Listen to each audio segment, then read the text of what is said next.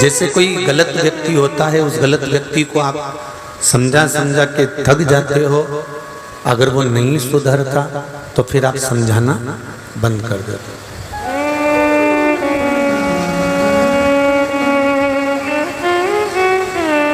और नियम भी यही है। प्रेस अगर बहुत ज्यादा गर्म हो गई है, प्रेस बहुत तप चुकी है, बहुत गर्म हो चुकी है, तो शिव महापुराण की कथा कहती है और लौकिक जीवन का सार कहता है कि उस प्रेस को जिस कपड़े पे रखोगे वो कपड़े को जला देगा।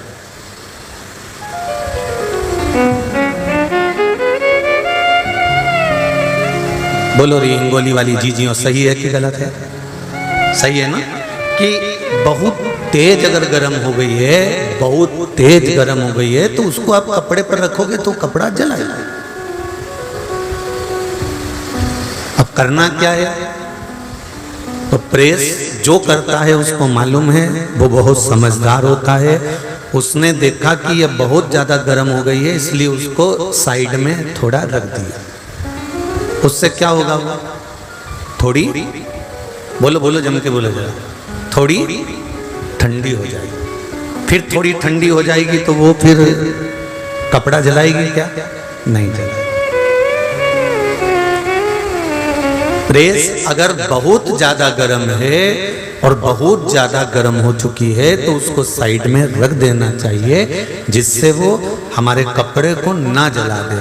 अर्थात शिव महापुराण भी यही कह रही है, जिसको बहुत गुस्सा आता हो, जो बहुत चिड़चिड़ करता हो, बहुत क्रोध करता हो, बहुत गरम प्रेस जैसा गरम हो गया हो, उसको साइड में रख दो और तुम अपने काम में लग जाओ।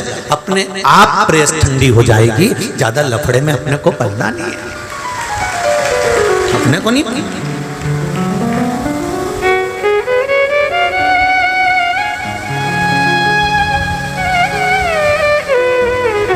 और यदि वो प्रेस बहुत गर्म है और तुम उससे कपड़े पर प्रेस करना चाहोगे, या जरा सा तुमने कुछ करा और तुम्हें चोट गई या कपड़े को चोट गई, तो फिर तो जलना पड़ेगा। और जल गया तो वो प्रेस तो ठंडी हो जाएगी, पर तुम्हारे को जो घाव लगा है वो 15-20 दिन तक ठीक होने वाला नहीं है। और जो कपड़े पर जल गया है वो कभी मिटने वाला है क्या? नहीं। चाहे तुम कितना साबुन लगा लो, कुछ भी लगा लो, थेगड़ा लगाओगे तो थेगड़ा भी दिखेगा, कपड़ा लगाओगा थेगड़ा तो थेगड़ा भी दिखेगा। तो इसलिए निवेदन करा कि जब प्रेस बहुत गर्म हो, जब प्रेस बहुत तेज गर्म हो, तो उसको चतुर लोगों की तरह, जैसे जो प्रेस करता है उसको मालूम है कि ये बहुत गर्म हो गई है, इसलिए उसको उठाकर साइड में रख दिया। जो व्यक्ति बहुत चिड़चिड़ करता हो, बहुत क्रोध करता हो, बहुत गुस्सा करता हो, उस समय पर हमको प्रेस जैसी समझदारी रखना चाहिए कि उसको एक कोने में छोड़कर अपन अपने काम में लग जाओ। थोड़ी देर बाद जब ठंडी हो जाए उसके बाद में उठा के फिर भले तुम प्रेस कर लो, फिर भले तुम अपना काम करवा लो। उसके बाद तुम बोलोगे कि दूध की थैली ले आओ तो ले आएगा, पर गुस्से में तुमने कह दिया तो फिर वो दिक्कत कर जाएगा। फिर तो वो जल गए तो फिर जल गए।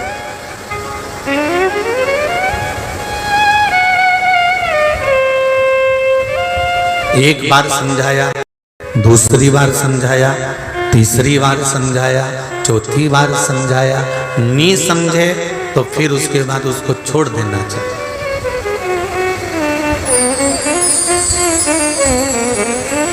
कोई गलत व्यक्ति होता है ना, जिसका काम गलत करने का होता है, उसको कितना भी समझा लो, फिर हमारे यहाँ एक देसी भाषा में कहते हैं कि लातों के भूत वारे हिंगोली वाला। गजब कहावत तो तुम लोगों को बहुत याद है, होना भी चाहिए। फिर एक सरल भाषा में कह देते हैं कि लातों के भूत बातों से नहीं मानते। इनको फिर बात समझ में आती नहीं है। जो बहुत गलत गंदा है, गलत है, उसको समझा कर थक गए, वो नहीं मानता, तो उसको फिर मानने के लिए कोई बात हो ही नहीं सकती।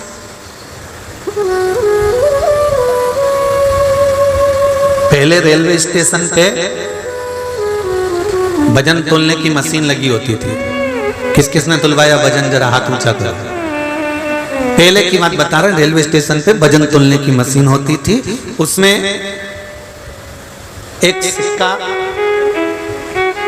वो एक सिक्का जो होता था ना, वो सिक्का डालते थे और मशीन पे खड़े होकर जैसे ही सिक्का डाला और उस सिक्के को डालते से कितना बड़ा कागज का टुकड़ा निकल के आ गया और उसमें लिखा होता था 40 किलो, 42 किलो, 50 किलो, 60 किलो, जितने किलो के अपन है उतने किलो के लिखा था।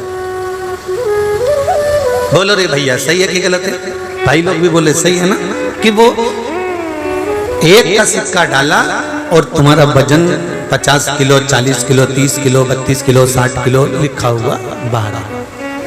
अब तुमने सोचा बेचारे रेलवे स्टेशन वालों ने, बेचारा किसी गरीब ने ये वजन तोलने की मशीन रखी है, एक काम करता हूँ इसमें मैं 100 रुपए डाल देता हूँ तो बेचारे का भला हो जाएगा। अब तुमने वो 100 रुपए डाले तो वो वजन की पर्ची बाहर आई गया। बोलते जाओ जल्दी नहीं।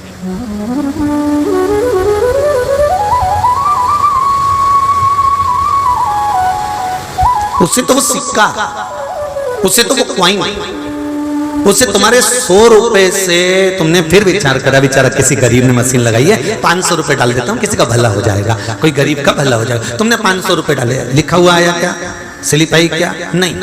5 का सिक्का डाला तो भी नहीं आई, 10 रुपए का सिक्का डाला तो भी नहीं आई। तुमने वो सिक्का 1 का डाला तो निकल कर वो बाहर आया, क्योंकि उसकी आदत में है जब तक वो सिक्का 1 का देखता नहीं है तब तक वो मशीन वजन तोलता नहीं है। तो कई ऐसे हैं जिनको सिक्के की जरूरत पड़ती है। इनको समझाओ कि साहब 100 का रख लो, लो साहब 500 का रख लो, लो साहब तुम भजन कर लो साहब तुम कीर्तन कर लो साहब तुम मंत्र जाप कर लो साहब तुम स्मरण कर लो साहब तुम भगवत भजन में लग जाओ। वो हमेशा काम ही ऐसा करता है कि उसको सिक्के की जरूरत पड़ जाती है और फिर हमको कुछ ना कुछ उसके लिए करना पड़ता है, कहना पड़ता है, तब जाकर वो कहता है कि अब मैं भजन तोल देता हूँ। तो शिव पुराण कर रही है, भगवान की कथा कर रही है। कोई गलत संगत में पड़ा हुआ है, कोई गलत जगह पर पड़ा हुआ है, हमारा फर्ज है कि हम उसको समझाएं, उसको सिखाएं, उसको गलत जगह से निकालकर अच्छी जगह पर लेकर आए। पर अगर अच्छी जगह तक वो नहीं जा पा रहा है, अच्छी जगह नहीं पहुंच पा रहा है, तो कहीं ऐसा नहीं हो जाए कि तुम भी उसकी संगत में पड़ जाओ और प्रेस गर्म है और मालूम पड़े उसके संगत में आ गए तो जल जाओगे। वो तो ठंडा हो जाएगा पर हाथ पैर में अपने जल भाव हो जाएगा, फिर अपने इलाज करवाना पड़ेगा। उसी तरह शिव महापुराण कर रही है कि जो गर्म हो गया, क्रोध में हो गया, अहंकारी हो गया, कामी हो गया, लोभी हो गया, वासनावान हो गया, जो तृष्णावान हो गया, जो अभिमत्ता में चूर हो गया, जिसका अभिमान, जिसका अहंकार, जिसका काम, जिसके लोभ, जिसकी आसक्ति, जिसकी वासना, जिसकी तृष्णा बहुत मात्रा में हो गई, तो शिव पुराण कहती है ऐसी प्रेस से थोड़ी दूर हो जाने में तुम्हारा फायदा है और वो ठंडी होगी और उसको ठंडा करने वाला वो परमात्मा बैठा हुआ है, उसको कोई दूसरा ठंडा नहीं कर सकता।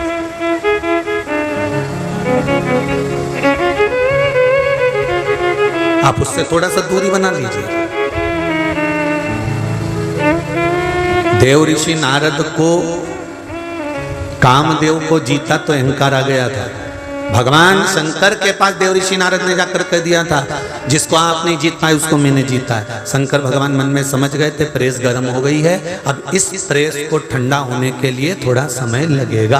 अहंकार जब व्यक्ति का आ जाता है, अभिमान जब व्यक्ति का आ जाता है, अहम जब व्यक्ति के सिर चढ़कर बोलने लगता है, तब समझ लो कि ये अब गर्म हो गई है, अब इसको ठंडा होने के लिए समय लगेगा और इसको ठंडा करने के लिए किसी ना किसी चीज की जरूरत पड़ेगी। कहीं पंखा चला दो, एसी चला दो, थोड़ा ठंडा कर दो। तो भगवान शंकर ने नारद जी से शब्द नहीं कहा, नारद जी से केवल इतना कहा कि आपने अगर कामदेव को जीता है तो ये बात आप किसी से कहना मती, निवेदन है। पर नारद जी माने नहीं, भगवान विष्णु से कह दिया। भगवान विष्णु ने नारद जी जैसी प्रेस को भी ठंडा कर दिया।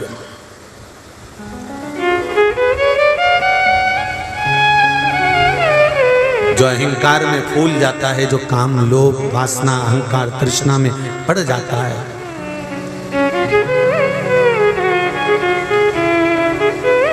वो फिर समाप्त हो जाता। कई लोगों की आदत रहती है डॉक्टर को बिना दिखाए मेडिकल से दवाई लाए और खा ली।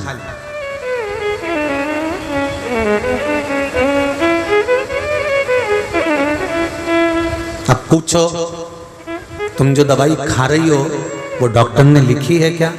अरे गुरुजी सिर दुख रहा था तो मैंने यही मेडिकल पे से ले ली थी और खा ली थी। खाली सिर बंद हो गया? हाँ गुरुजी सिर बंद हो गया। ठीक है। अब तुमने बिना डॉक्टर को दिखाए, बिना गोली लिखाए तुमने मेडिकल से खरीद कर खा तो ली, उस गोली ने तुम्हारा सिर भी बंद कर दिया, पर वो गोली कौन सी थी, किस कंपनी की थी, किस पावर की थी, और उसने तुम्हारी किडनी पर और लीवर पर कितना इफेक्ट करा, ये कुछ समय के बाद मालूम पड़ेगा। जब कोई बड़ी बीमारी से तुम ग्रसित होगे तब डॉक्टर के पास जाओगे और डॉक्टर से कहोगे मेरे को बीमारी, हम तो हमारा तो खान पीन शुद्ध है, हम तो बढ़िया, हम तो रोटी सब्जी खाने वाले, कभी हमने प्याज नहीं खाया, लहसुन नहीं खाया, कभी गलत काम नहीं करा, कभी गलत चीज नहीं खाई, हम तो होटल का भी नहीं खाते, हम तो कभी बाजार जाकर नहीं खाते, फिर हमको ये किडनी लीवर खराब कैसे हो गया? तो डॉक्टर ने पूछा ये बताओ, जब तुम्हारा सिर दुखता था, जब तुम्हारा पेट दुखता था, जब तुम्हारा पांव दुखता था, जब तुम्हारा हाथ पैर दुखता था, तुम्हारी कमर दुखती थी, तो तुम मेडिकल पर चले जाते थे, गोली लेकर आ जाते थे। किसी डॉक्टर से लिखवाया था? अगर डॉक्टर से लिखवाते तो डॉक्टर सोचकर एक गोली नहीं देता, 3 गोली 4 गोली बना कर देता कि इस गोली को खाने से साइड इफेक्ट ना हो, इसको खाने से ये दब जाए, इसको खाने से ये दब जाए, और 4 गोली। आपका दर्द एक है सिर का, पर डॉक्टर लिखता है 4 गोली। लोग समझते हैं डॉक्टर 4 गोली क्यों लिखता है, इसमें तो अकल ही नहीं है। पर समझने वाली बात है कि वो किडनी पर, लीवर पर इफेक्ट ना पड़े, इसलिए वो 3 या 4 गोली का लेवल बनाकर उसको बराबर कर लिखता है। पर हम अपने आप को चतुर बनकर बिना लिखी गोली को बस गए मेडिकल से खरीदा और खा गए, बाद में किडनी और लीवर, बाद में डैमेज। अब सोच रहे हैं हमारा तो खान पीन शुद्ध है, हम तो अच्छे, फिर ये बीमारी।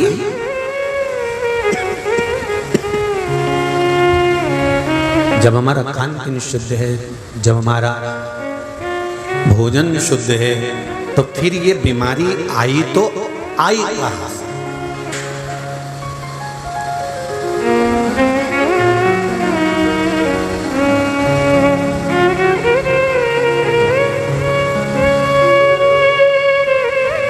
किस जगह से ये बीमारी पक आई है? तो कहा इसने बिना डॉक्टर के लिखे हुए गोली को खा लिया। और हमारी भी आदत है, हम जो गोली डॉक्टर ने नहीं लिखी, जो गोली लिखी ही नहीं है, उसको मेडिकल से खरीद कर खा रहे हैं। अर्थात वेद व्यास जी ने जो लिखा हमारे शास्त्रों में, वेद व्यास जी ने जो, वेद व्यास भी डॉक्टर से कम थे क्या? वेद व्यास जी और हम मरीज से कम है क्या? वेद व्यास जी ने जो लिखा, तुलसीदास जी ने जो लिखा, वेद व्यास जी और तुलसीदास जी ने जो लिखा है, हमारे शास्त्रों में जो वर्णन किया है, हमने उसका स्मरण नहीं किया।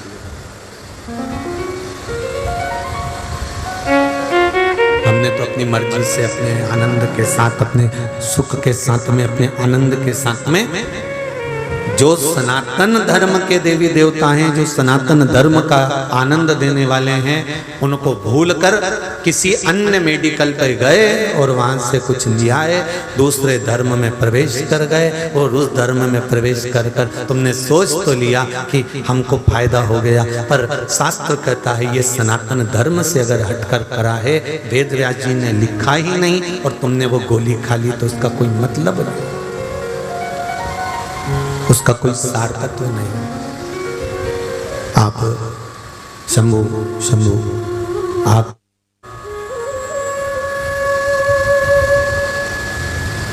हमारे यहाँ रामचरितमानस, गीता जी, भागवत जी, शिव पुराण,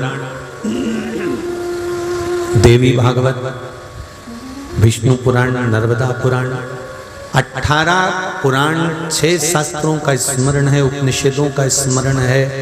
उसके बाद भी हम इनको छोड़कर अगर दूसरे की ओर जा रहे हैं तो हमारा जीवन व्यर्थ,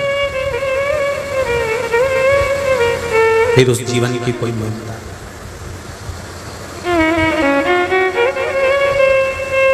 नहीं। मैंने तेरे ही भरोसे ओ बाबा तेरी भरोसे हवा बिच उड़ती जाऊंगी, बाबा डोर तो छठी कटी जाऊंगी, भोले मेरी पतन शंभो मेरी पतन। हे बाबा, हे शिव, हे उघड़दानी, हे त्रिकालदर्शी, हे कैलाशी, हे अविनाशी, हे शंकर, करुणा करने वाला, आपकी कृपा चाहिए। देवऋषि नारद का अहंकार भगवान शिव के सामने बोला, शंकर जी ने भगवान विष्णु को इशारा कर दिया, भगवान विष्णु ने देवऋषि नारद के अहंकार को तोड़ दिया। प्रेस को ठंडा करने के लिए तुम्हारी जरूरत नहीं पड़ेगी, केवल ऐसी चालू कर दो, पंखा चालू कर दो, प्रेस को थोड़ी देर रख दो, वो ठंडी हो जाएगी। उसी तरह देवऋषि नारद को ठंडा करने के लिए भगवान विष्णु की जरूरत पड़ी, और भगवान विष्णु ने ऐसे ठंडा नहीं करा, एक सुंदर आनंदमय स्वयंवर की रचना करी, और उस स्वयंवर में नारद जी बैठे और बंदर का मुख बना दिया। तब इनका अहंकार समाप्त हुआ कि मैं सुंदर ही नहीं।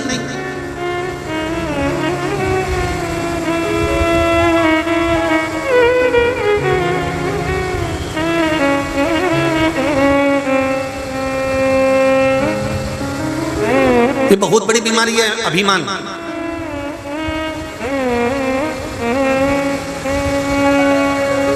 एक बात कहना चाहेंगे, अच्छी लगे तो आप अपने जीवन में रख लेना, नहीं लगे तो यहां से जाते जाते कहीं पे चौराहे पे पटक देना।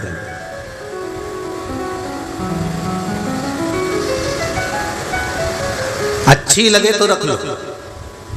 हम तो सीधी सीधी बात करते हैं, कथा में भी मन लगे तो बैठो, नहीं तो इतनी सारी बात, चौराहे से लेके यहाँ तक मंडी में दुकान ही दुकान लगी हुई है, और तुम्हारे पर्स में पैसा है, चाट खाओ और अपने घर पे जाके प्राण खाओ। यहाँ काय है? मन लगे तो कथा में बैठो, नहीं लगे उठाया चल गए।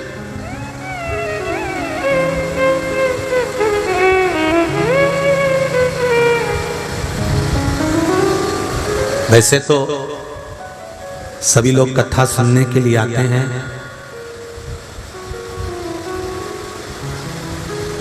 इतनी संख्या में आप लोग आ रहे हैं। ब्राह्मण लोग बता रहे थे कि सवेरे हम लोग 8 बजे जब पूजन कराने आते हैं, और जो जजमान बैठते हैं पूजन में उनको भी मालूम होगा, केवल इस केबिन से वो केबिन तक खाली रहता है, उसके बाद पूरा पंडाल सवेरे 8:30 बजे भर चुका होता है।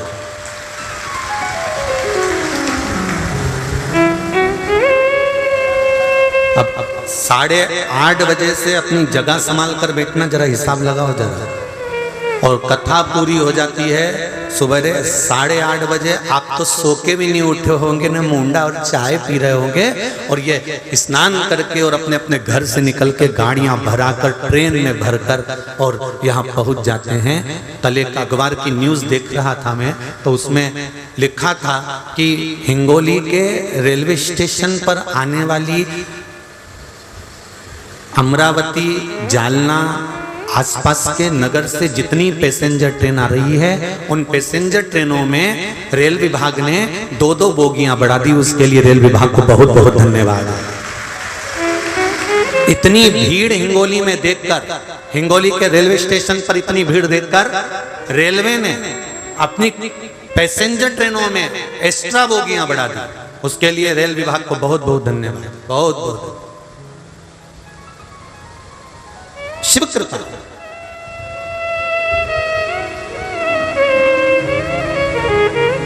कितनी आस लेकर, कितना विश्वास लेकर, कितना भरोसा लेकर, और हम आपसे भी कहेंगे, यहां से जब जाया करो, यहां से तुम जाओ, जो ट्रेन से आए हैं वो अपने हिसाब से, जो गाड़ियों से आए हैं अपने हिसाब से। हम रोज प्रतिदिन इस व्यासपीठ से, हमने परली बैजनाथ में ये बात बार बार नहीं बोली, पर 2 दिन से आपने सुना होगा, इस व्यासपीठ से 2 दिन से कथा छूटने पर कहते हैं कि अपनी गाड़ी धीरे से निकालना, अपनी गाड़ी धीरे से ले जाना। बोलो, बोलते कि नहीं बोलते? तो हो सकता है मेरा शंकर इस वाणी से निकलवा रहा है, मेरा शिव इस वाणी से निकलवा रहा है। 2 दिन ये बात हमने परली बैजनाथ में एक बार भी नहीं बोली कि अपनी गाड़ी धीरे निकालना, अपनी गाड़ी धीरे चलाना, अपनी गाड़ी को स्लो चलाना, धीरे से निकालना। ये बात हमने परली बैजनाथ की एक दिन भी कथा में नहीं बोली। पर इस व्यासपीठ से पीछे बैठा हुआ मेरा देवाधिदेव महादेव किसी कारण से निकलवा रहा होगा, इसलिए बारंबार 2 दिन से लगातार कह रहे हैं कि अपनी गाड़ी स्लो चलाओ, आराम से निकालो, धीरे से निकालो। कारण क्या है? शंकर जी क्यों व्यासपीठ से निकलवा रहा है ये शिव ही जान सकता है और शंकर ही जान सकता है। अब उस पर तुम नहीं अमल करो तो उसके बाद तुम्हारी मर्जी। थोड़ी सावधानी रखिए, जाने में भी आने में भी, भगवत स्मरण में भी, कीर्तन में। आपका किया गया भजन, स्मरण, कीर्तन, मंत्र जाप सुख दे, उससे बढ़कर कोई आनंद नहीं।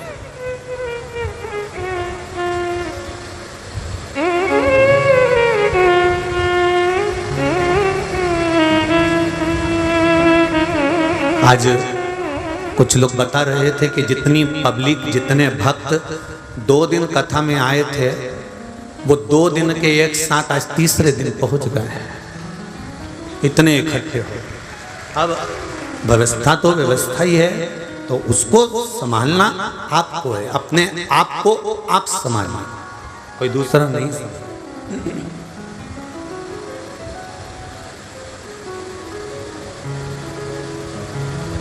महाराज नारद जी का अभिमान, नारद जी का अहंकार भगवान विष्णु ने तोड़ दिया। शिव पुराण कह रही है एक बात अच्छे से रखो अपने भीतर, जब जिंदगी में कहीं तुमको अहंकार आए और तुमको ये लगे कि मैं बहुत सुंदर हूं, या मेरा घर बहुत सुंदर है, मेरा बेटा बहुत अच्छा है, मेरे पास में बहुत दौलत है, मेरे पास में बहुत बल है, मेरे पास में पूरा शासन प्रशासन है, या मेरे पास में पूरी राजनीति है, या मेरे पास में बहुत ज्ञान है, तो उनसे निवेदन है आपसे पहले जितने थे उनको याद कर लो। बलवान तो दारा सिंह भी था, नाचने में एक्सपर्ट तो माइकल जैक्सन भी था,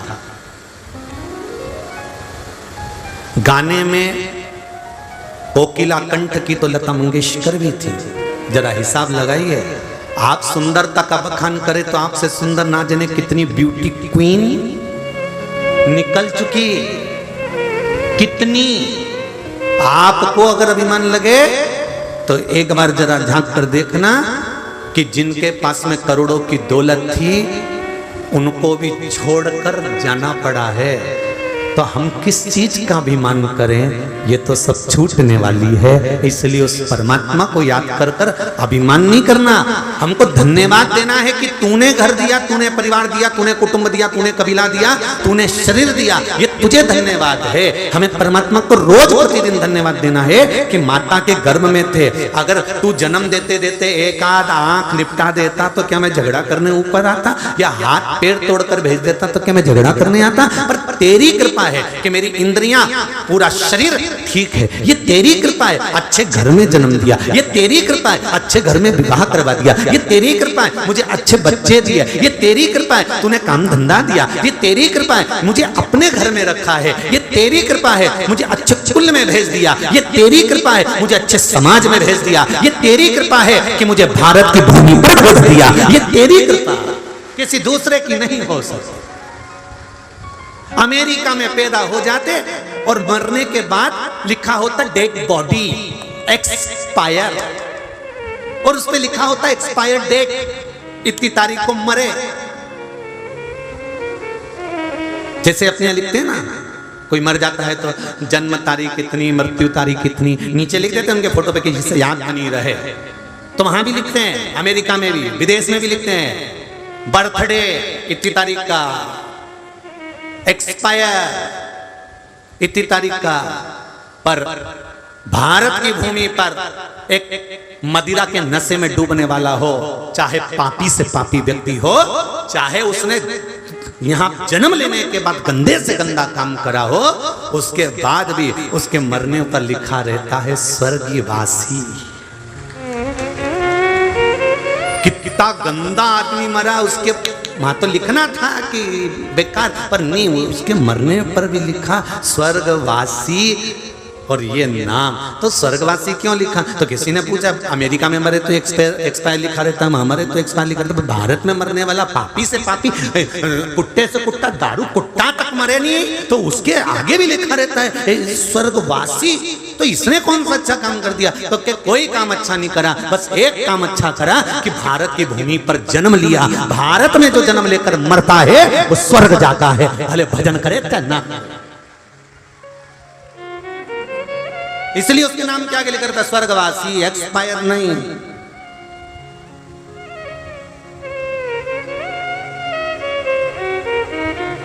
अगर अभिमान आए, थोड़ा सा अहंकार आ जाए, थोड़ी सी अभिमतता आ जाए, थोड़ा धन का वैभव का अभिमान आ जाए, थोड़ी काया का अभिमान आ जाए, तो देख लेना दूसरों को भी एक बार क्या स्थिति है वो अच्छे से देख लेना। या फिर जो पुराने पहले के जो हीरो हीरोइन हैं कितने सुंदर दिखते थे, अब उनको देखना कुर्सी पे बिठाने के लिए भी 2 आदमी उठा के धरते हैं। पहले उनको बत्ती सी फंसाना पड़ती है तब कुछ बोल पाते हैं। जरा विचार करिएगा कि किस बात का अहंकार कर कर बैठे हो, किस अभिमतता में जी रहे हो, किस अहंकार में जी रहे हो। अगर मीराबाई से पूछा, मीराबाई तू किस बात का अभिमान करती है? मीरा कहती है मेरो एक बड़ोरे अभिमान की मेरा गुरु समर्थ है। मीराबाई कहती है अभिमान करना तो गुरु के ऊपर करना, जिस गुरु ने मुझे भव से पार लगा दिया ऐसा गुरु अगर जीवन में मिले तो मनुष्य तर जाए। मीराबाई कहती है मुझे अभिमान अपने गुरु का है, और जनाबाई कहती है मुझे अभिमान अपने गुरु नामदेव जी का है। नामदेव जी कहते हैं मुझे अभिमान अपने गुरु का है। रामकृष्ण परमहंस कहते हैं मुझे अभिमान अपने गुरु का है। स्वामी विवेकानंद कहते हैं मुझे अभिमान अपने गुरु का है। जीवन में जन्म लेने के बाद अभिमान करना तो अपने गुरु का करना कि मेरे गुरु ने मुझे भव से पार उतार दिया, मेरे गुरु ने मुझे मंत्र दिया, स्मरण दिया, पूजा बताई, अर्चना बताई, स्मरण कराया, कीर्तन कराया और भव से पार उतार दिया। ये अभिमतता हो तो गुरु की हो कि मेरे गुरु ने मुझे पार लगा, मेरी नहीं कि मेरे पास गाड़ी है, मेरे पास बंगला है तो मेरे अनुसार गुरु जी चलेंगे। नहीं नहीं नहीं नहीं, हम गुरु के अनुसार चलें।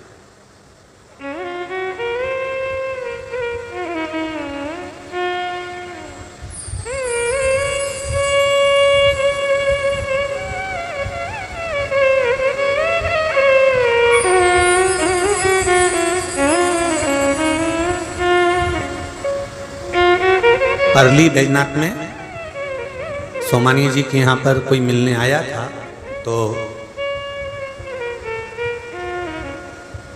उसने कहा कि गुरुजी हमारे तकलीफ चल रही है, ऐसा है वैसा। हमने कहा कितने भाई हैं? हम 4 भाई हैं। अच्छा,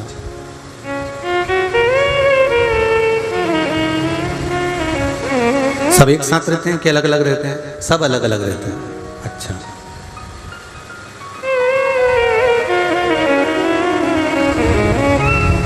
मम्मी पापा किसके साथ रहते हैं?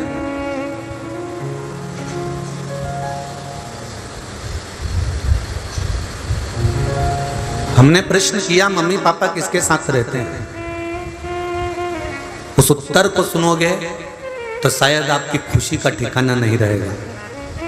मम्मी पापा 4 में से किसके पास रहते हैं?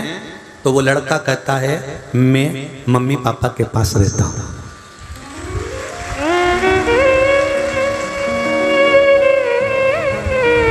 उस शब्द को देखिए, बेटा माँ बाप को नहीं रख रहा है, माँ बाप बेटे को रख रहे हैं। घर में बुजुर्ग माता पिता जब तक रहें तब तक तुम्हारे मुख पर यह शब्द नहीं आना चाहिए कि मैं अपने माँ बाप को रख रहा हूं। नहीं, मेरे माँ बाप ने मुझे पाल पोस कर बड़ा करा, वो मुझे रख रहे हैं। ये सारी उनकी स्माइल की दौलत है, ये सारी उनकी स्माइल की दौलत है। घर में बुजुर्ग स्माइल देता है तो बेटे की 4 मंजिल की बिल्डिंग खड़ी हो जाती है। घर में बुजुर्ग स्माइल देता है तो बेटे की गाड़ी आ जाती है। घर में बुजुर्ग स्माइल देता है तो बहू की संतान से गोद भर जाती है। घर में बुजुर्ग स्माइल देता है तो घर में खुशियां आ जाती है। और जिस घर में बुजुर्ग की आंखों में आंसू आ जाते हैं उसको नष्ट होने में ज्यादा साल नहीं लगते, नीचे आ जाता है, डाउन।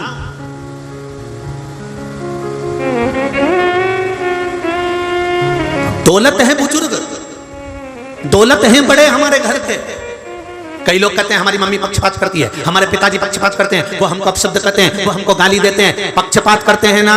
हो सकता है सोने को जितना तपाया जाता है उतना निखार आता है। सुनार उसको कूटता है, पीटता है, तपाता है, फूकनी से फूक मारकर उसको जलाता है, काला तक कर देता है। पर सुनार को मालूम है कि मैं अभी पीटूंगा, अभी मारूंगा, अभी इसको तारूंगा, जब ये बिकेगा बाजार में तो इसकी कीमत बढ़ जाएगी। एक मार्बल का टुकड़ा मंदिर में फर्श में लगता है, तुम्हारे यहीं के मंदिर में जाकर देखना, कहीं के भी पत्थर में भी मार्बल, पांव के नीचे भी मार्बल लगा है। और जो मूर्ति भगवान नारायण की, लक्ष्मी की, विष्णु की, दत्त की जो मूर्ति सामने है वो भी मार्बल की। बोलो सही है कि गलत है? मार्बल जमीन में भी लगा, मार्बल मूर्ति में भी लगा। एक ही मार्बल, एक ही खदान का, एक ही दुकान का, जमीन में भी लगा है और मंदिर में भी रखा है। बस अंतर इतना था, मार्बल जब खदान में से निकलता है तो प्रत्येक मूर्ति बनाना वाला प्रत्येक खदान के पत्थर की मूर्ति बनाना चाहता है। क्यों? मूर्ति की कीमत ज्यादा मिलती है, जमीन पर लगने वाले फर्श की कीमत कम मिलती है। तो प्रत्येक मूर्ति बनाने वाला मूर्ति बनाना चाहता था। उसने पत्थर निकालकर तराशना प्रारंभ करा। उसने जो हथौड़ी मारना प्रारंभ करी, पत्थर टूट कर गिर गया। उसने कहा इसकी मूर्ति नहीं बन सकती, इसको पांव के नीचे लगवा दो। तो जमीन पर लगाया गया। जिसको तराशा गया, जिसने चोट को सहन करा था, हथौड़ी को सहन करा था, जो चोट सहन करता गया वो मंदिर में बैठकर पूजा गया, वो भगवान बनकर पूजा गया। जो चोट सहन नहीं कर पाया वो जमीन पर रखा गया, उस पे लोगों ने थूका, गालियां दी, पत्थर रखाया, लात रखाई, जूता रखाया, उस पर किसी ने पूजन नहीं करी, उस पर लात रख कर गए हैं। बस माता पिता अपशब्द कह रहे हैं, माता पिता ताने दे रहे हैं, माता पिता गालियां दे रहे हैं, माता पिता पक्षपात कर रहे हैं, उनको करने दो।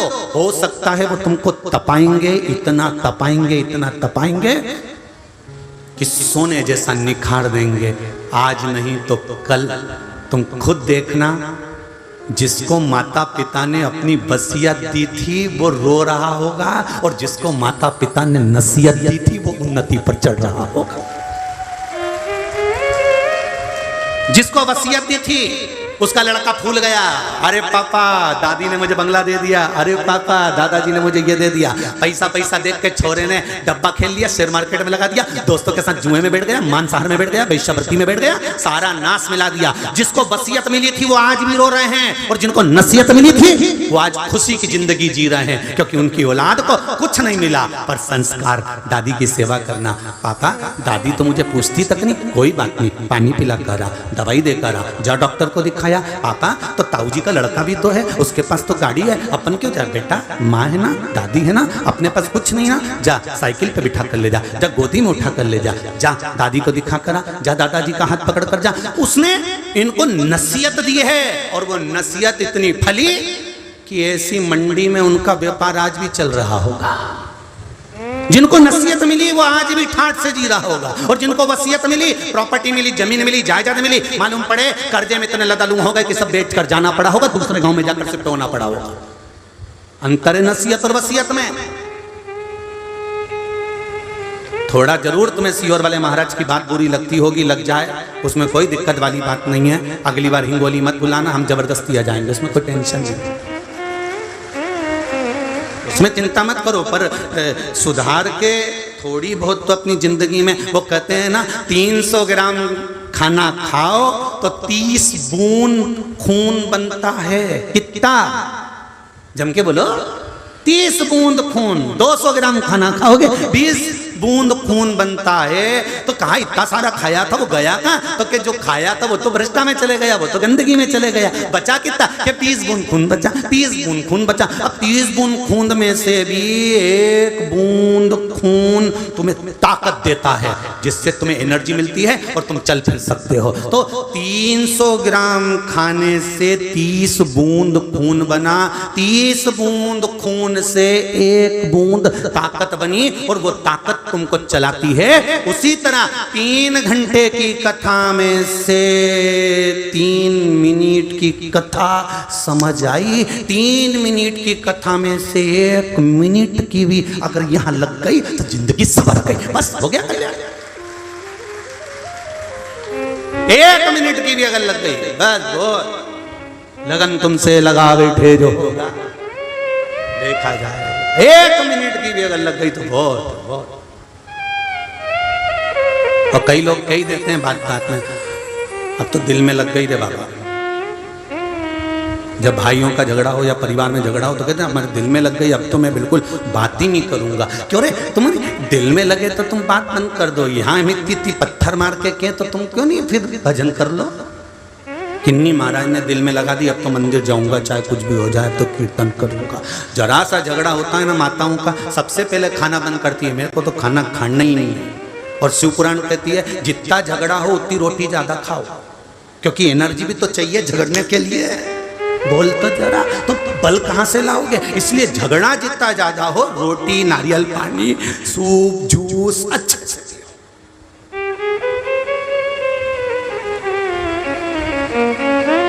खाना नहीं छोड़ना। लोग तुम्हें ताव दिलाएंगे, झगड़े में ताव दिलाएंगे, बहुत ताव दिलाएंगे, मत खा, तो तुम भी कह देना खाऊंगी जा। और अभी के अभी जाओ ने 2 रोटी में अचार का मसाला लगा, फिंगर बना के, गुट्टा बना के वहीं बैठ के खा ले।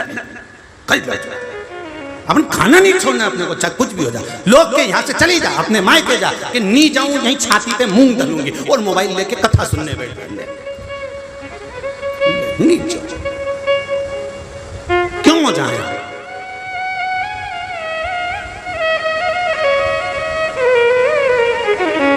कितना ही ताव दिलाएं लोग, अपने को नहीं जलता। अपने को तो भजन, देव ऋषि नारद का अभिमान इतना हो गया था कि देव ऋषि नारद को भगवान विष्णु ने अभिमान को तोड़ दिया। वही नारद ने पार्वती जी को ज्ञान उपदेश दिया था, वही नारद जी ने बाल्यावस्था में नारद जी ने पार्वती को ज्ञान दिया था, समझाया था पार्वती अगर हिमालय राज तुम्हारी बेटी शिव की आराधना करेगी तो शंकर इसको मिल जाएंगे।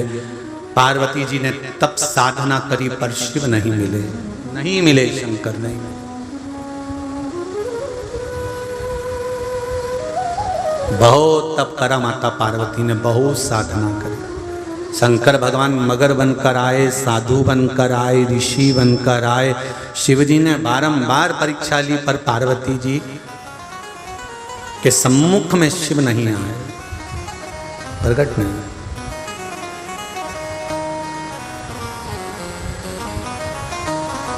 शिव सम्मुख नहीं आए।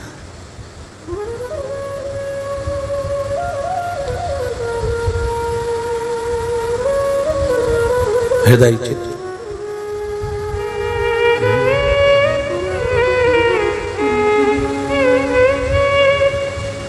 भगवान शंकर को बारंबार पार्वती जी ने पुकारा,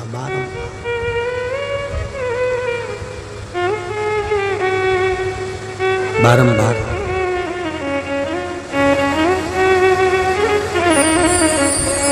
ओ काशी के भोलेनाथ, मने थारी याद सतावे रे। हिच क्या ना रोके भोलेनाथ, हिच क्या ना रोके भोलेनाथ, मने थारी याद सतावे ओ काशी के भोलेनाथ, मने थारी याद सतावे ओ काशी के भोलेनाथ, सब मने थारी याद सतावे। हिच क्या ना रोके भोलेनाथ, हिच क्या ना रोके भोलेनाथ, मने थारी याद सतावे ओ काशी के भोलेनाथ, मने थारी याद सतावे। बड़े भाव से, आनंद से।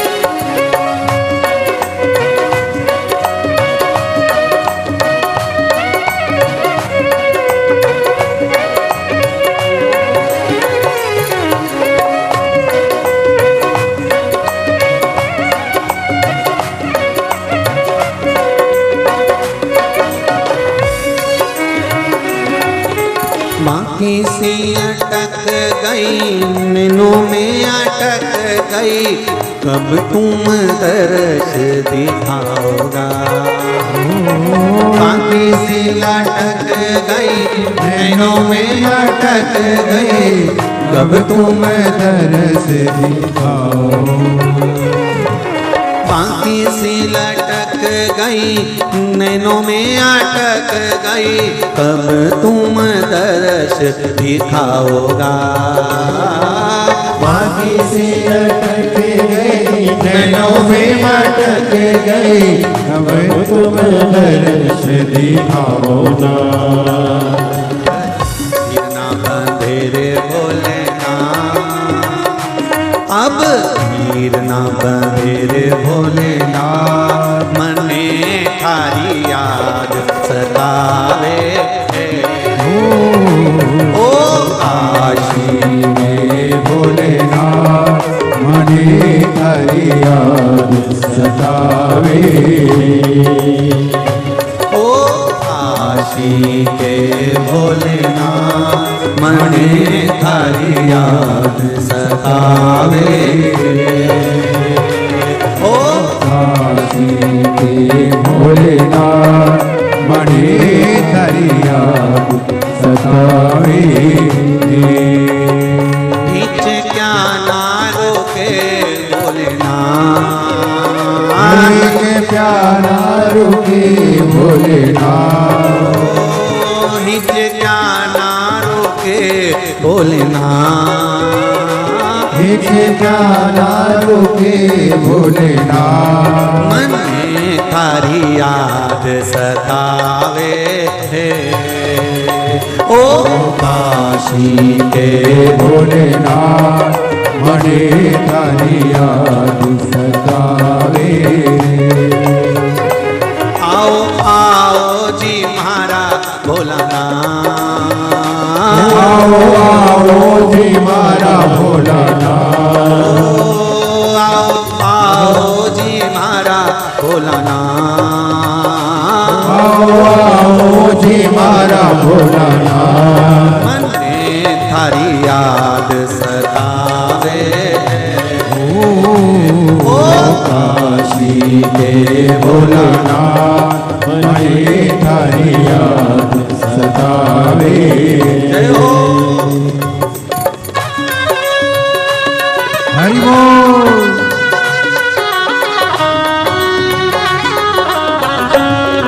हरि बोल।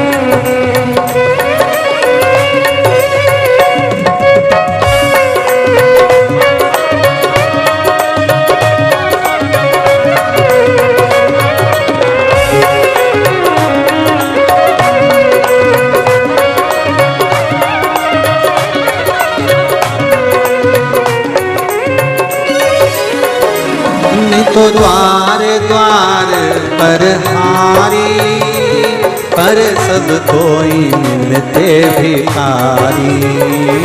मैं तो द्वार द्वार पर हारी, पर सब कोई मिलते भिखारी। मैं तो द्वार द्वार पर हारी, पर सब कोई मिलते भिखारी। मैं तो द्वार द्वार पर हारी, पर सब कोई मिलते भिखारी। एक दाता मारा भोलानाथ, मने थारी याद सतावे।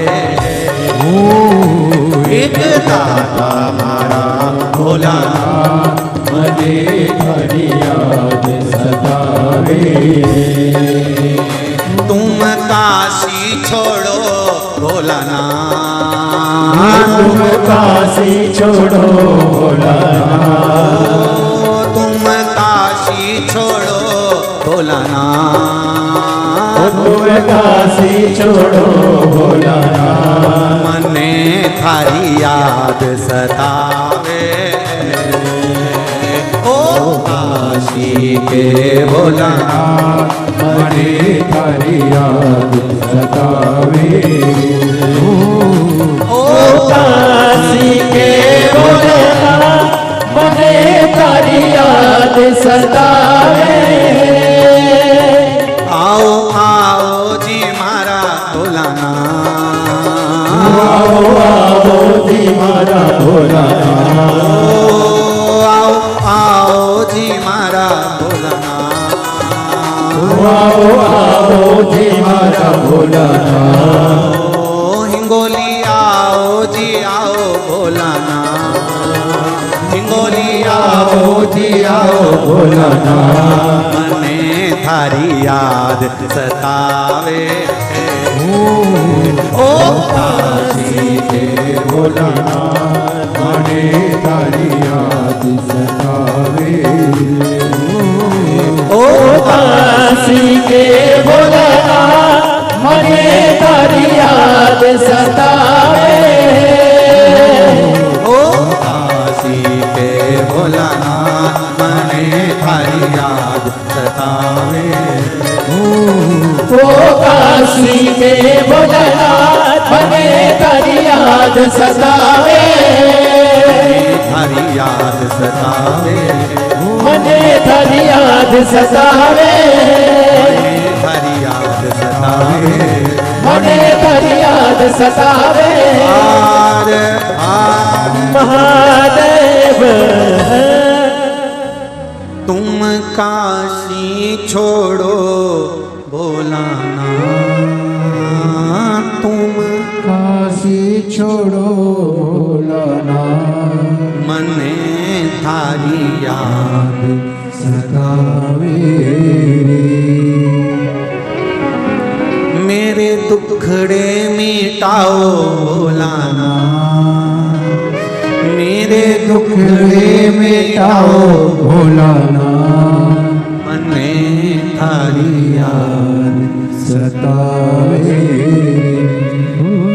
भगवान शिव से किया गया निवेदन, अनुमोदन, प्रार्थना चित्त को आनंद प्रदान करने वाली, चित्त से आनंद से भगवान की भक्ति जो करी जाती है उसका सुख ही दूसरा। शिव महापुराण के मूल मंत्र का स्मरण करेंगे, बाबा से अपने दिल की बात कहेंगे। पहले भी कथा में कहा, जब शिव महापुराण का मूल मंत्र श्री शिवाय नमस्तुभ्यम बोला जाए, आप भी बाबा से कहकर अपने दिल की बात उससे कह दो कि मेरा ये बाबा भाव है, आप पूर्ण करिए, सुनेगा। श्री शिवाय नमस्तुभ्यम, श्री शिवाय नमस्तुभ्यम, श्री शिवाय नमस्तुभ्यम, श्री शिवाय नमस्तुभ्यम, श्री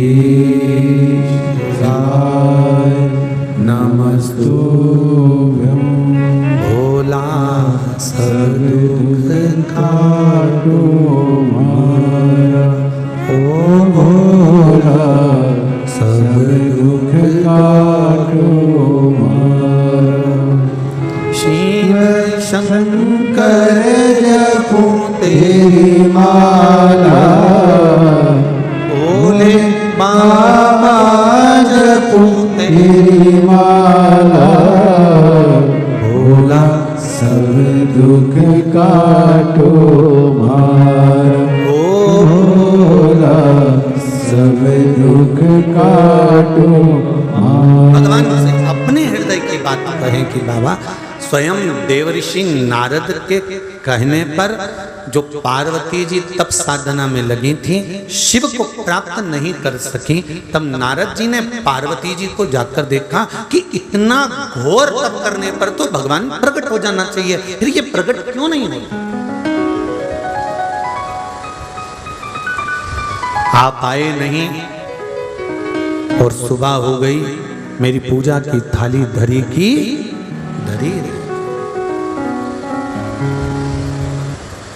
क्या कारण था? मेरी पूजा में कौन सी कमी रह गई? क्या कमी है मेरी पूजन में जो आप आए नहीं? क्या कारण था? जो मेरा देव अधिदेव महादेव आप जल चढ़ा रहे तो भी प्रसन्न नहीं हो रहा, पशुपति व्रत करे तो भी प्रसन्न नहीं हो रहा, बेलपत्री चढ़ाए तो भी प्रसन्न नहीं हो रहा। उसका कारण क्या है? दुनिया के लोग एक लोटा जल चढ़ाए और कार्य हो गया और मेरा कार्य नहीं हुआ, समझ लेना फाइल थोड़ी सी मोटी है, इसलिए शिव जी को भी छुपाने में थोड़ा समय लगेगा, थोड़ा देरी लग सकती है पर होगा जरूर। छोड़ना नहीं शंकर का, उसका मंदिर मत छोड़ो, उसका द्वार मत छोड़ो।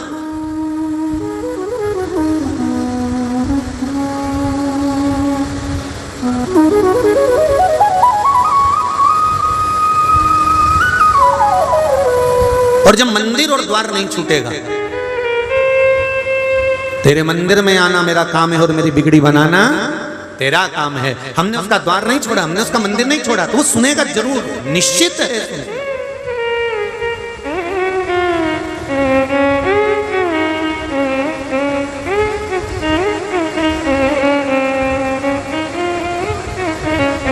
जाना है। देवऋषि नारद को लगा कि आखिर कारण क्या है। नारद जी पार्वती जी को देखकर तुरंत वहां से सीधे ब्रह्मा जी के पास गए, क्योंकि जब मन में कोई भाव उत्पन्न हो, मन में यदि कोई तकलीफ उत्पन्न हो, मंदिर में मन के अंदर अगर कोई कष्ट उत्पन्न हो रहा है, मन के अंदर कोई भाव उत्पन्न हो रहा है, तो सबसे पहले अपने माता पिता से जाकर करो।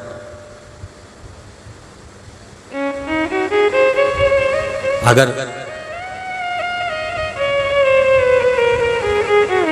वैज्ञानिक मंगल पर जीवन ढूंढ रहे हैं, क्या ढूंढ रहे हैं? बोलो बोलो, जम के बोलो जरा। मंगल पर जीवन ढूंढ रहे हैं। और शिव पुराण कहती है, शंकर की कथा कहती है कि जीवन में मंगल ढूंढ लो, इससे बढ़कर दुनिया का कोई सुख नहीं है।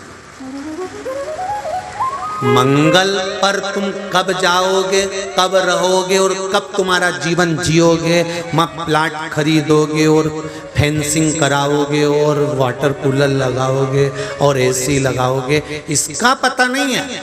मंगल पर जीवन ढूंढने से पहले जीवन में मंगल ढूंढिए कि अपने जो जीवन चल रहा है, कितना छोटा सा जीवन है साहब, कितना छोटा सा। 100 साल की जिंदगी में 50 साल तो सोने में निकल गए।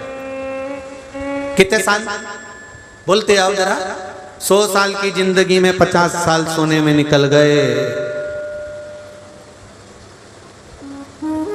50 साल रात, 50 साल दिन, तो रात को सोने में निकल गए। 50 में से 25 साल तो तुम्हारे बचपन में निकल गए और जवानी में निकल गए। कितने बच्चे जी बोलते जाओ जरा? 25 में से 10 साल या 15 साल तुम्हारे विवाह हुआ तो घूमना फिरना एंजॉय करना, 10-15 साल दुकान व्यापार व्यवसाय में निकल गए, 15 साल निकल गए, कितना बचा? 10 साल। 10 साल में भी 5 साल तो तुमने छोरा छोरी की शादी करना है, मकान बनाना है, दुकान लेना है, थोड़ा एक आध प्लाट ले लें, मंगल कार्यालय डाल देंगे, एक आध मंडी में दुकान ले लें, 5 साल इसमें निकल। बचे कितने? 5 साल। 5 साल में से 2.5 साल तो ये कमर, घुटना, कंधा, हाथ पैर ले ले। बचे कितने? 2.5 साल। 2.5 साल में भी तुमने रो रो के जिंदगी निकाल दी। 24 घंटा कोसना।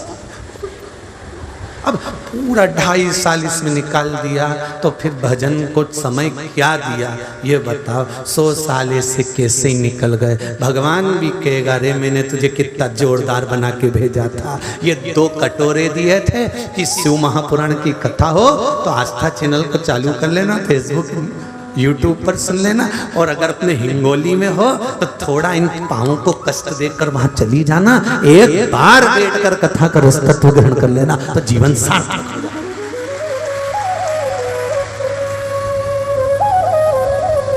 आज कथा में हमारे वो सूरत वाले सोमानी जी भी पहुंचे होंगे, कहाँ बैठे? ठीक है, अच्छा पीछे हो गया। जहां तक कथा में कई शिव महापुराण की कथा ऑनलाइन करवा चुके हैं, कई कथाएं करवा चुके हैं। सोमानी सूरत से हैं, कपड़ों की फैक्ट्रियां हैं बाबा की कृपा से, और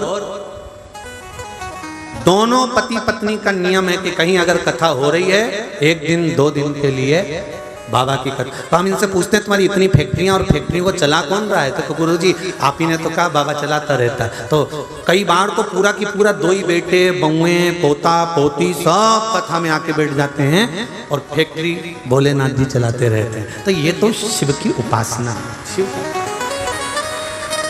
ये शंकर।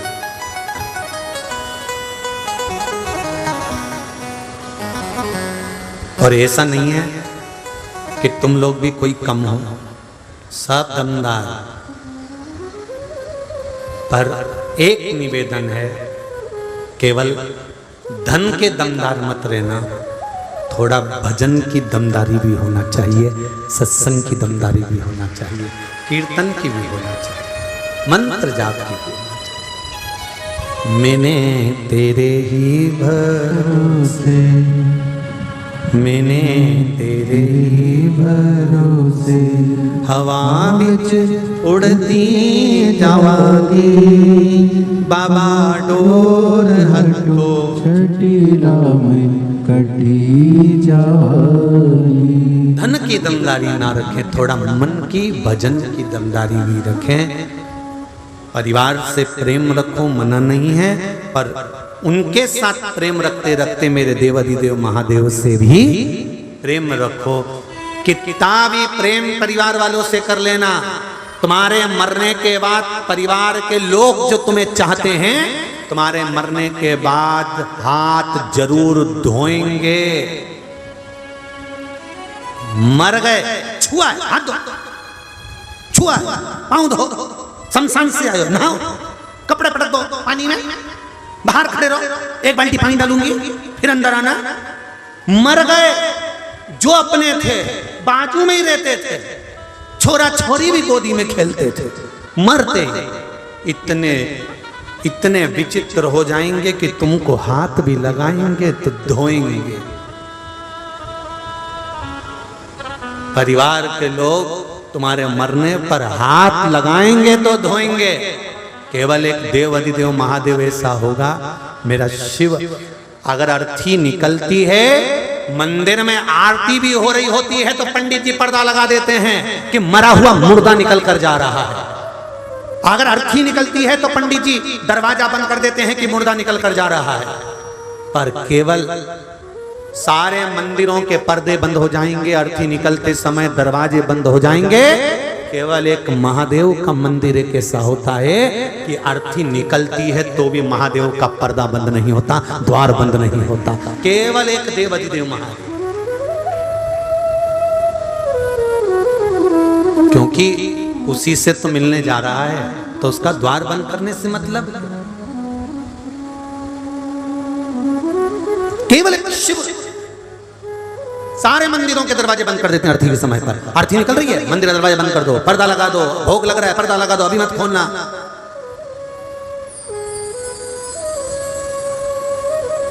किसी ने पूछ लिया एक बार, कथा थी गुलबर्गा में,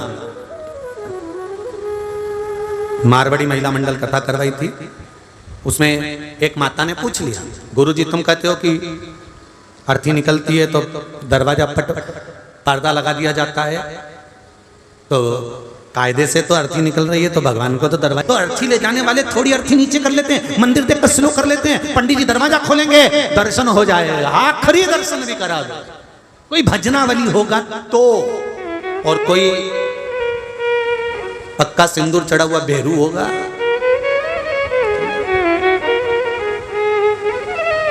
वावारी दुनिया मतलब की दुनिया में किसी का कोई नहीं। क्या करोगे? शिव महापुराण की कथा कहती है, भगवान शंकर का संवाद कहता है, भगवान शंकर की कथा कर रही है, सुंदर आनंदमय रसतत्व कह रहा है। देव ऋषि नारद पिताजी के पास गए, ब्रह्म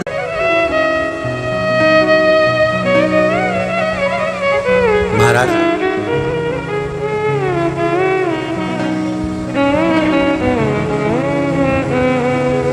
कोई ऐसा उपाय बताओ गुरु रे,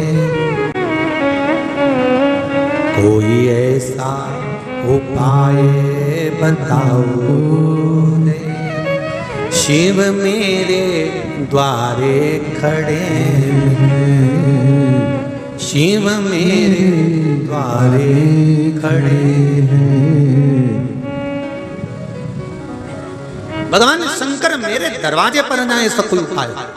नारद जी ने ब्रह्मा जी के शब्द सुने, हजारों वर्ष तप करा तब भगवान प्रकट हुए, तब तक तो पार्वती बुजुर्ग हो जाएगी, बूढ़ी हो जाएगी। अब ईमानदारी से बोलो, कोई तुमको बताए कि तुम आंख बंद करके बैठ जाना, फिर धीरे धीरे नासिका का एक स्वर बंद करना, फिर धीरे धीरे धीरे देखना तुम ऊपर उठ रहे होगे, फिर धीरे धीरे धीरे तप करते जाना, आंखें बंद करते जाना, फिर उसमें विलीन होते जाना।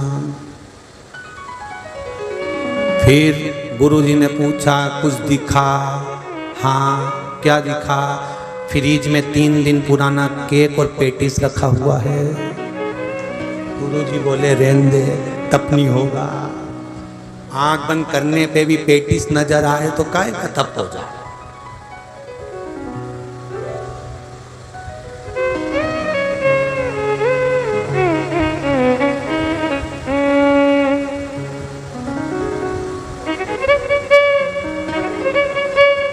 आंखों से भगवान मिल जाता है क्या?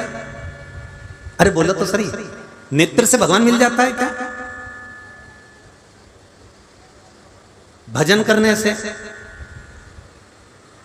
अरे बोलते तो जाओ हिंगोली वालों, हो क्या गया तुमको? हल्दी का काढ़ा पिया है क्या? अच्छे से तो बोलो। आंखों से भगवान मिल जाता है क्या? बोलने से, भजन से, कथा सुनने से है, मंदिर जाने से, भगवान की सेवा करने से? अरे दादा, जो पांव नहीं हो, जिसके वो मंदिर नहीं जा सकता, तो उसका क्या होगा? जो आंख से अंधा है उसको भगवान कैसे मिलेगा? जो बहरा है उसको भगवान कैसे मिलेगा? जो गूंगा है उसको भगवान कैसे मिलेगा? शिव महापुराण की कथा कहती है, इंद्रियों के बल पर परमात्मा नहीं मिलता, दिल के बल पर परमात्मा मिलता है। जो आंख से अंधे हैं सूरदास, उनको भी तो भगवान मिला। जो कई माताएं, कई भाई बंधु जिसको सुनाई मिलता, क्या उसको भगवान कल्याण नहीं करता? उसका सुनाई भले ना दे, पर दिल परमात्मा में लगा होना चाहिए। वो बोल नहीं सकता, कोई गूंगा भी है, निपट गूंगा, नहीं बोल सकता, पर दिल परमात्मा में लगा कर बैठा है, भगवान मिलेगा। नेत्र नहीं होगा तो भी मिलेगा, वाणी नहीं होगी तो भी नहीं मिलेगा, तो भी मिलेगा, श्रवण नहीं होगा तो भी मिलेगा, बस दिल लगा होना चाहिए उस परमात्मा। और कई ऐसे हैं, सब कुछ है, सब कुछ, पर दिल भगवान में लगा है।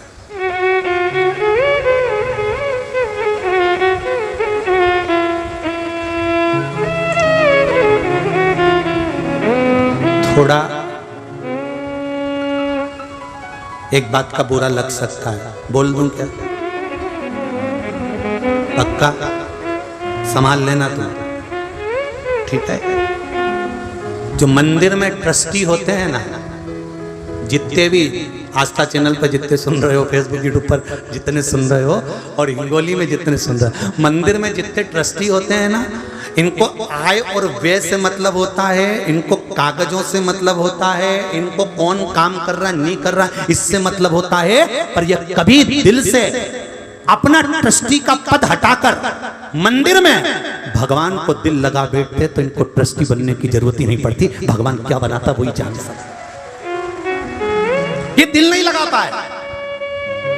बहुत दूर दूर से लोग दर्शन करने आ रहे हैं इस गांव में, इस नगर में, इस शहर में, और वहां के ट्रस्टी सुबह से उठ के मंजन करके मुंडा धो के भगवान के पास भी नहीं जा रहे, सीधे कुर्सी पे जाके बैठते हैं। भगवान हम तो रोज दर्शन कर लेते हैं, हम रोज, कोई आता है वीआईपी तो उसके साथ तो जाना पड़ता है, वो तो तुम्हें मुंह दिखाने जाना पड़ता है, अपने दिल से कब गया? दिल से गया होता तो महादेव हाथ पकड़ा होता, दिल से गया होता तो भगवान हाथ पकड़ा होता, दिल से गया होता तो मृत्यु के समय पर फिर भुगतता नहीं, प्राण छूटते चला जाता। भगवान से कहना भोलेनाथ, वो मारवाड़ी माताएं भजन गाती है एक बहुत सुंदर, एक लाइन उसकी तुम भी गुनगुनाते रहो, सेवा करता छूटे जी मारा प्राण, ओ जी मारा सांवरिया। मारवाड़ी माताएं भजन गाए गुनगुनाए, सेवा करता करता मारा प्राण छूटे, पलंग पे मत पटकना रे मारा सांवरिया, किसी की दवाई गोली की जरूरत ना पड़े रे सांवरिया, हाथ पैर चलता रहे, मैं तेरा श्रृंगार करती रहूं, मैं तेरा सेवा करती रहूं, मैं तेरा श्रृंगार करती रहूं और मेरे प्राण छूट जाए रे सांवरिया, बस इतना चाहती हूँ। पटकना मती, गलाना मती, सड़ाना मती, किसी के द्वार ले जाके मत पटकना। कौन करेगा, किसको फुर्सत है आज के जमाने में करने की, और भोगना तो अपने को ही है। घर के लोग दवाई में पैसा लगा सकते हैं, घर के लोग कमाकर पैसा लगा सकते हैं, डॉक्टर दवाई दे सकता है, पर भोगना तो शरीर को ही पड़ेगा। इसलिए है सांवरिया ऐसी कृपा करना कि मुझे पटकना मती, चलता फिरता छूटे जी महाराज, ओ जी महाराज हमें मत पटकना।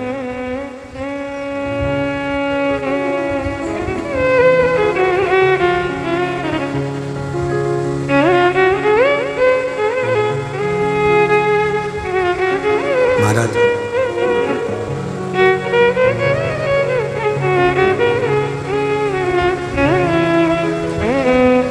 एक बार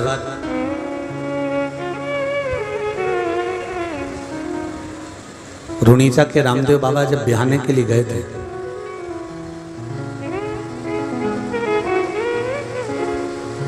और रुणीचा के रामदेव बाबा जब बिहाने के लिए गए तो उन्होंने अपनी भाभी माँ से प्रश्न किया, भाभी माँ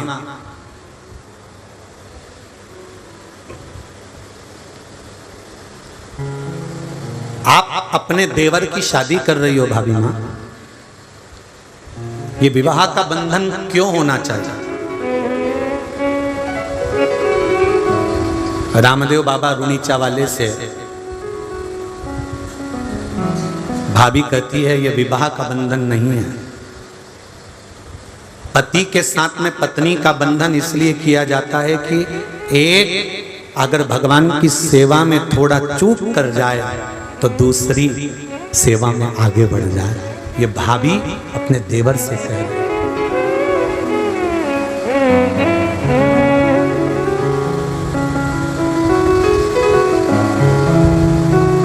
बड़ो है भी राम देव, छोटा देव जी, बड़ा है भी राम देव, छोटा देव जी, जग ने तारने देखो आया रामा देव जी, कुमकुमरा पगल्या बनायो धनिया, कुमकुमरा पगल्या बनाओ धनिया, अजमाल जीरा हमरा खम्मा खम्मा हो रामा धूनी चेरा धनिया खम्मा खम्मा हो रामा चेरा धनिया आने तो ध्यावे आखो मारवाड़ हो आखो गुजरात हो अजमाल जीरा हो खम्मा खम्मा हो रामा धूनी चेरा धनिया दोनों हाथों से बड़े प्रेम से खम्मा खम्मा हो रामा रोणी चेरा धनिया खम्मा खम्मा हो धूनी चेरा धनिया खाने तो ध्यावे आखो मारवाड़ हो आखो गुजरात हो अजमाल जीरा धनिया खम्मा खम्मा हो मारा धूनी चेरा धनिया खम्मा खम्मा हो रामा धूनी चेरा धनिया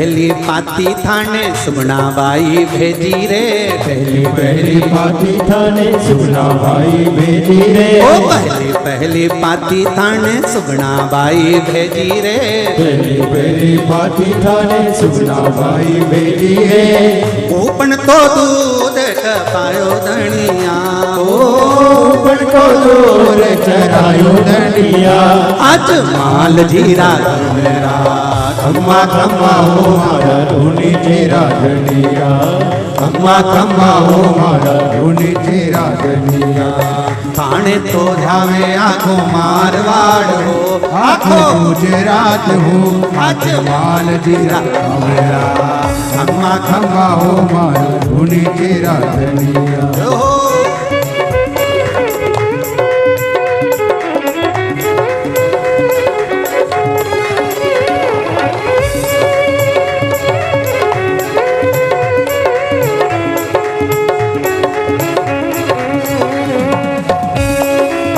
बड़े भाव से आनंद के साथ प्रेम के साथ जय हो